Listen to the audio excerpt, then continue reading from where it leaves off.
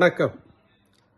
திருப்பரங்குன்றம் முருகனை வைத்து அரசியல் செய்வதற்கு அண்ணாமலை நேற்றைய தினம் ஒரு விரலை காட்டி சட்டத்துறை அமைச்சரை மிரட்டும் துணியில் எப்படி பேசினார் என்று உங்களுக்கு தெரியும்.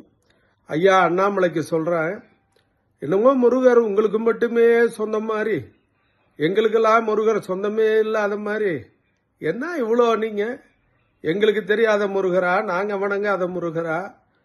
எடப்பாடியில இருந்து, பவானியிலிருந்து, ஈரோட்டிலிருந்து எத்தனை பேர் காவடி எடுத்துட்டு போயிருக்காங்க, எங்களுக்கு தெரியாதா முருகரோட வரலாறு? புலிப்பாணி பாத்திர சாமியார் காலத்திலிருந்து முருகரோட வரலாறு எங்களுக்கு தெரியும், சித்தர் காலத்திலிருந்து தெரியும். எனவே அதை வச்சு நீங்க அரசியல் பண்ணலாம் அப்படின்னு நினைக்காதீங்க. வட மாநிலங்கள்ல ஒவ்வொரு கோயிலை வச்சு நீங்க அரசியல் பண்ற மாதிரி இங்கேயும் வச்சு அரசியல் பண்ணலாம்னு நினைக்கிறீங்க. இது தந்தை பெரியார், பேரறிஞர் அண்ணா, தலைவர் கலைஞர், முத்துவேல், கருணாநிதி, ஸ்டாலின் எனும் தலைவர்களால் பண்படுத்தப்பட்ட மண். முருகருக்கும் எங்களுக்கும் எந்த அளவுக்கு உறவு உண்டோ அதே போல இஸ்லாமியர்களுக்கும் எங்களுக்கும் உறவு உண்டு.